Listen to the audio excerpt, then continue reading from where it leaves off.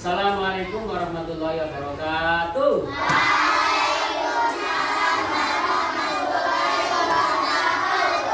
Selamat pagi anak-anak.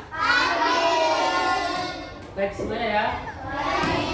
Ada yang tidak masuk? Ada ya? Alhamdulillah. Tolong di rumah jaga kesehatan selalu karena sekarang adalah musim hujan. Karena sekali banyak sekali yang sakit, tolong selalu jaga kesehatan. Lanjut ya. Dan kita berdoa dulu dengan harapan semoga apa yang kita pelajari nanti menjadi ilmu yang bermanfaat, barokah untuk kehidupan kita di masa depan. Ya, baik. Mari kita berdoa bersama-sama. Bismillahirrahmanirrahim. Asyhadu an la ilaha illallah wa asyhadu anna Muhammadar Rasulullah. Raditu billahi rabban wa bil islami dinan wa bi Muhammadin nabiyyan wa rasulan. Rabbi zidni ilman nafi'an warzuqni fahman bi rahmatika ya arhamar rahimin. Tujuan pembelajaran hari ini atau proyek ini dengan mengangkat tema gaya hidup berkelanjutan dan mengacu kepada profil Pancasila, profil belajar Pancasila. Proyek ini ditujukan untuk membangun kesadaran siswa ya tentang pentingnya mengelola sampah plastik. Kebersihan sebagai dari iman, karena ini merupakan hadis Rasulullah Shallallahu Alaihi Wasallam yang diriwayatkan dari Imam Muslim. An-nadzafatu minal iman. Ya, kebersihan itu sebagai dari cabang keimanan. Untuk jaga kebersihan di tempat kalian, ya, di tempat ini.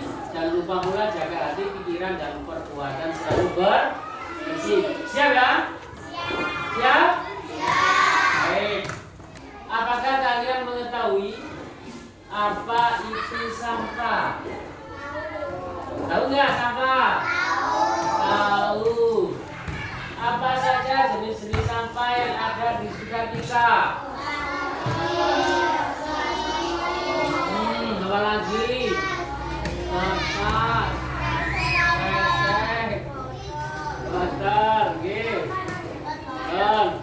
Apakah kalian memahami tentang dampak buruk sampah terhadap lingkungan sekitar? Paham apa enggak? Apa saja dampak banyaknya? Banjir, longsor. Mengapa sampah menjadi masalah dan berdampak buruk terhadap lingkungan jika tidak dikelola dengan baik?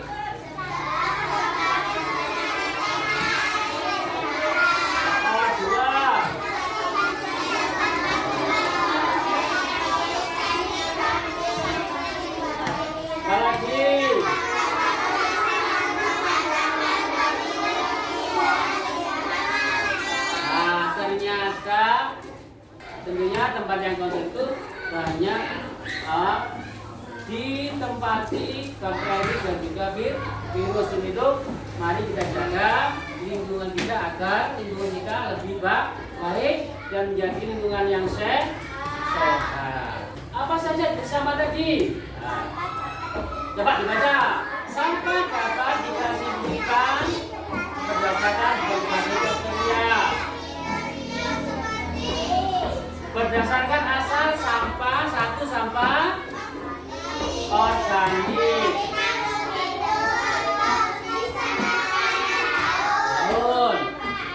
dua sampah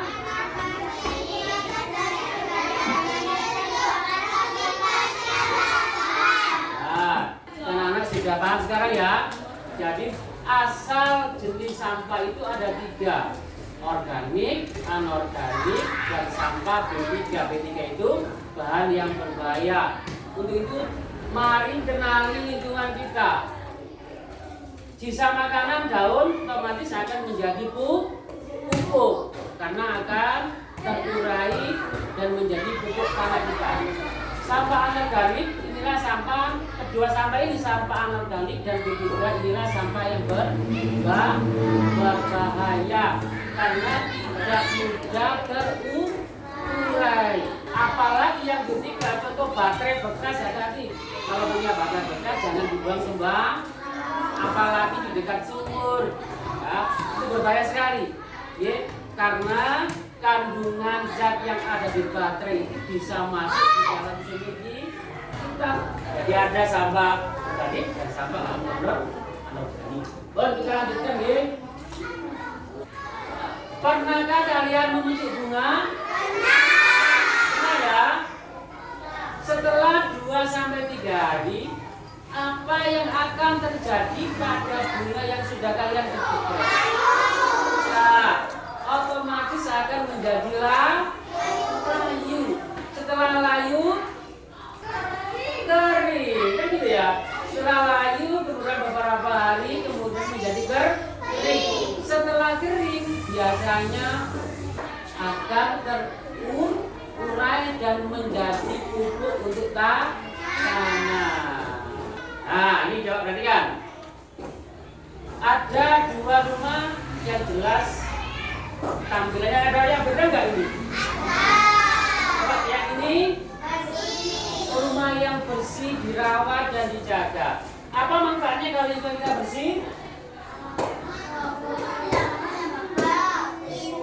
Indah, enak dilihat, sehat, terhindar dari kuman penyakit. Sudah paham ya? Bapak sekarang rumah yang satu sebelahnya. Nah, gimana itu? Apa dampak bahaya dari lingkungan kita kotor?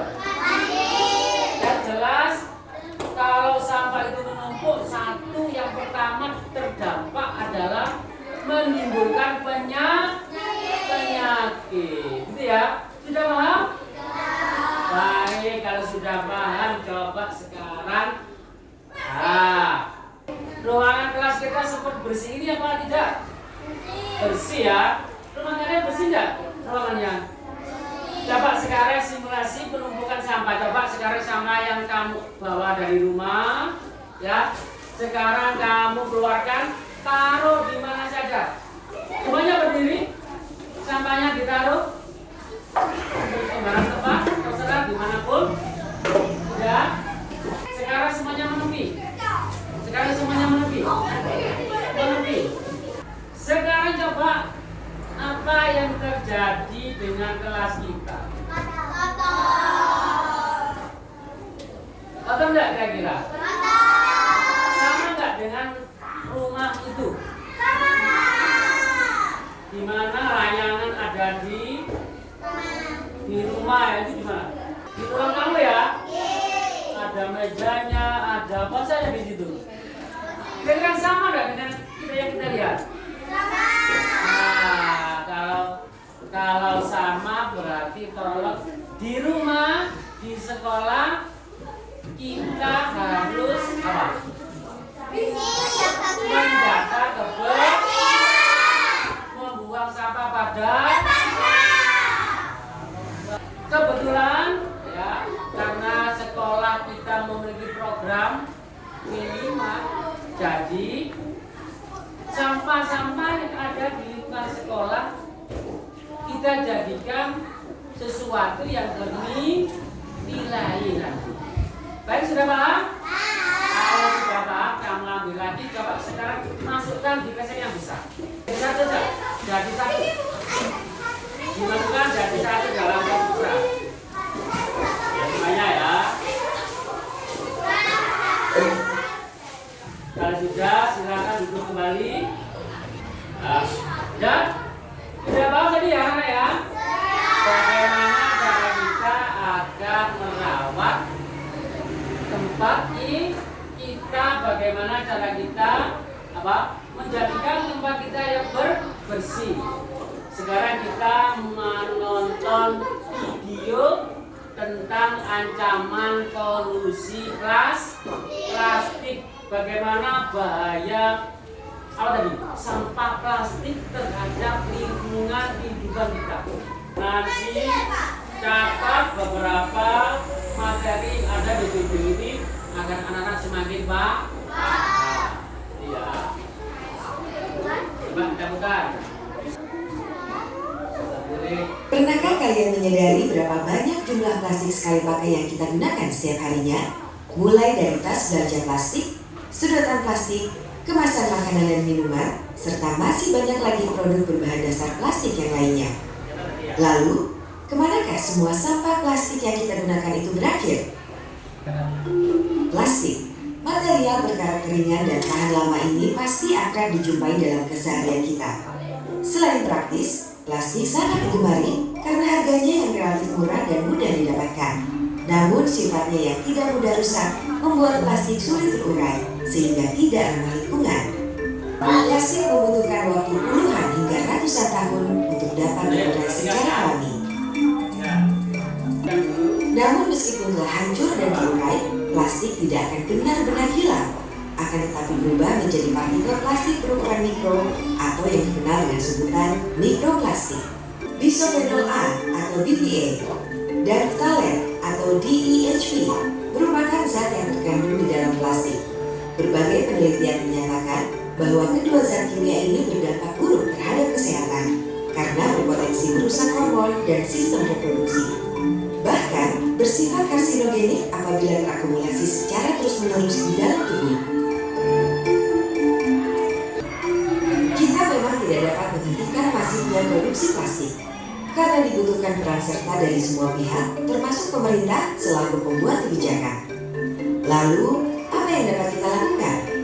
Semua orang dapat menerapkan prinsip 3R dalam keseharian. Cara termudah adalah dengan mengurangi penggunaan produk plastik sekali pakai. Misalnya mengganti kantong plastik dengan tas belanja. Nah, ini adalah coba anak-anak jawab ya. Ini pengamatan kalian tadi setelah menonton di video apa saja yang termasuk sampah plastik. Oke, boleh ya. Apa yang terjadi dengan sampah plastik yang kita buang? Mengapa plastik berbahaya bagi kesehatan kita? Apa kata-kata sulit yang kamu temui yang belum anak-anak pahami? Tolong nanti ditulis ya. Baik, nanti materi saya kasih. Konsep 4R sebagai solusi sampah plastik ada yang di video tadi 3R ya. Ya, di video tadi 3R. Yang kali ini kita tampilkan konsep 4R ya, sebagai solusi untuk mengatasi sampah plastik. Jika bumi kita penuh dengan sampah, bagaimana solusinya?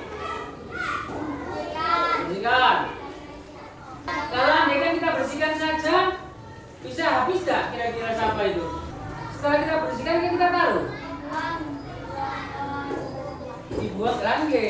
Artinya kita hanya memindah. Berarti habis nggak kira-kira sampah itu? Masih udah habis. Kan hanya tidak terbakar. Terus bagaimana cara kita solusinya? Nah, betul sekali.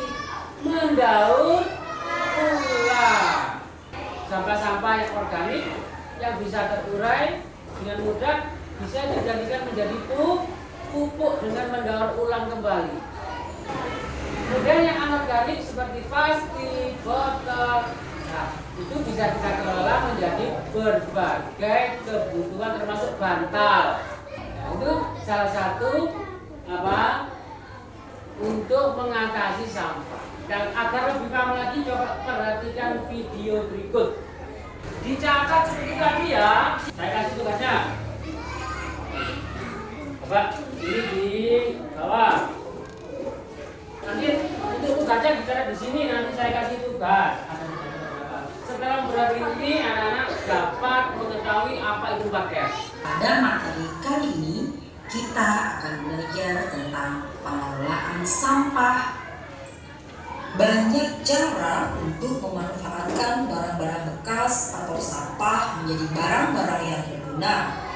Misalnya sampah botol plastik yang tadi kita pakai bisa kita gunakan untuk pot tanaman.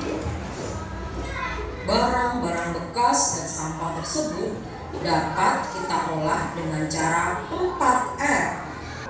Reuse, reduce, recycle, dan replace. Reuse berarti menggunakan kembali sampah yang masih dapat digunakan untuk fungsi yang sama atau fungsi yang berbeda. Selanjutnya, reduce berarti mengurangi potensi benda yang telah digunakan menjadi sampah. Sampah yang dibuang ke lingkungan harus sedikit mungkin. Yang ketiga adalah recycle, berarti mengolah kembali sampah menjadi barang atau produk baru. Dan yang keempat adalah replace, yang berarti mengganti benda yang biasa digunakan dengan benda yang ramah lingkungan. Alhamdulillah anak sudah menonton, sudah memperhatikan, mengamati video tadi. Tentunya anak-anak sudah paham tentang apa itu 4R ya. Sekarang coba hasil dari pengamatan anak-anak tadi dapat dicatat di lembar LKPD kalian yang sudah Pak Basori berikan. Siap? Siap? Siap? Nah, baik. Terima kasih. Sekarang anak-anak isi dulu dengan teliti, ya, cermat dan teliti sesuai contoh tadi. Sudah? Semuanya sudah selesai? Ya, baik. Terima kasih. Coba sekarang diperiksa, dilihat catatannya ya. Nah, sudah betul apa? Belum. Coba. Nomor 1 adalah reduce, mengurangi. Pengertiannya apa? Mengurangi produk sampah sejak awal. Gitu ya. Contohnya apa? Mengurangi penggunaan plastik sekali pakai. Yang tidak terpakai nanti bisa digunakan untuk apa? Sesuatu yang bermanfaat. Ya. Sebagian dipakai lagi, kemudian sebagian digunakan untuk sesuatu yang bernilai. Yang kedua, reuse, menggunakan kembali barang yang bekas dalam bentuk aslinya atau dengan sedikit memodifikasi. Yang ketiga, recycle, mendaur ulang. Pengertiannya adalah mengolah kembali sampah menjadi produk baru yang memiliki nilai guna atau nilai tinggi. Contohnya adalah botol plastik didaur ulang menjadi serat sintesis untuk bahan boneka, bantal, kemudian kasur gitu ya. Yang keempat adalah replace, mengganti. Pengertiannya adalah mengganti produk yang sudah didaur ulang dengan produk yang lebih ramah lingkungan. Contohnya menggunakan produk yang terbuat dari bahan alami. Sudah paham anak? Baik, kalau sudah paham kita lanjutkan ya. Perhatikan. Nah, sekarang Pak Basori contohkan beberapa benda. Ini ya, beberapa benda yang terbuat dari bahan daur ulang. Nah, ini salah satu contohnya. Nah, ini adalah hasil karya teman-temanmu yang dulu, ya. Terbuat dari plastik kresek, ya. Kira-kira indah nggak ini? Jadi tinggal memodifikasi, boleh misalnya tidak beli dari kaleng yang bias, boleh gitu ya. Misalnya tidak harus beli, tidak beli tempat sampah misalnya. Anak-anak boleh memanfaatkan tempatnya ini dengan menggunakan tempat yang sudah dimodifikasi, gitu ya. Ini juga apa, bunga-bunga yang dibuat dari kresek, ya, dibuat dari kresek. Ini adalah juga salah satu karya teman-temanmu, ya. Ini juga karya dari teman-temanmu, ya. Ini banyak. Nah, ini dari kardus. Contoh lagi. Nah, ini juga dari apa ini? Ini dari bekas skip es krim yang anak-anak beli itu jangan dibuang, bisa dikumpulkan di rumah ya. Kemudian anak-anak buat untuk tempat pensil atau tempat bunga kan bisa ya, tempat pensil itu ya. Tinggal anak-anak memodifikasi beberapa yang bisa dimodifikasi sehingga terlihat cantik gitu ya. Saya tidak kira-kira membuatnya. Saya nanti tentunya dengan bimbingan Bapak Ibu guru. Nah, dari beberapa contoh ini ya, kira-kira anak-anak sudah bisa punya angan-angan apa yang akan dibuat nanti. Di anak-anak dari sini, dari beberapa contoh tadi, dari kertas, dari kresek, dari botol ya, dari sampah apapun, anak-anak punya angan-angan akan dibuat apa, atau anak-anak boleh mencari di YouTube banyak contoh-contoh cara membuat sampah menjadi bahan yang berharga, yang bernilai. Banyak contohnya. Baik, paham anak ya? Kalau sudah paham, coba sekarang kita lanjutkan. Nah, ini adalah kotak rencana karyaku ya. Coba sekarang anak-anak dengan contoh tadi, sekarang yang mau aku buat apa? Dapat kamu tulis di bukumu ya, di kertas yang sudah Pak Pasuri sediakan. Yang mau aku buat, kamu akan merencanakan membuat apa? Ditulis ya, silakan ditulis, terserah, bebas. Yang penting dari bahan bekas, tidak boleh beli. Paham ya? Jadi dari bahan bekas, tulis yang ya nanti dibuat di rumah atau nanti kita berkumpul di waktu yang akan datang, P5 yang akan datang. Paham? Benda yang harus dibutuhkan apa saja nanti ditulis. Langkah-langkah membuat. Nah, nanti ini bisa nanti Bapak Ibu guru bantu atau anak-anak bisa mencari sendiri karena sekarang kan sudah canggih ya. Misalnya tidak bisa, nanti anak-anak bisa berkonsultasi dengan Bapak Ibu guru atau orang tua agar diajari cara membuat. Sudah ya? Baik, alhamdulillah sudah. Semuanya sudah menentukan apa yang akan dibuat ya. Terus sudah apa yang dibutuhkan, semuanya sudah tertulis ya. Sekarang kita lanjutkan refleksi yang kedua. Dapat anak tinggal checklist iya apa tidak. Saya senang setelah melaksanakan proyek profil ini. Saya sudah berhasil mencapai tujuan belajar dari proyek profil ini. Saya sudah terbiasa membuang sampah pada tempatnya. Saya mampu menyelesaikan tantangan yang dihadapi selama melaksanakan proyek ini. Terus, alhamdulillah semuanya sudah hebat ya. Sekarang ini asesmennya nanti dikerjakan di rumah ya. Ini tolong ditulis, dilengkapi di rumah. Lanjut, sekarang kita tutup dengan berdoa bersama-sama agar pembelajaran tadi betul-betul menjadi ilmu yang bermanfaat dan berkat dalam kehidupan kita sehari-hari dan masa depan. Baik, kita ucapkan doa bersama-sama. Jangan lupa nanti pulang salim dan salam kepada orang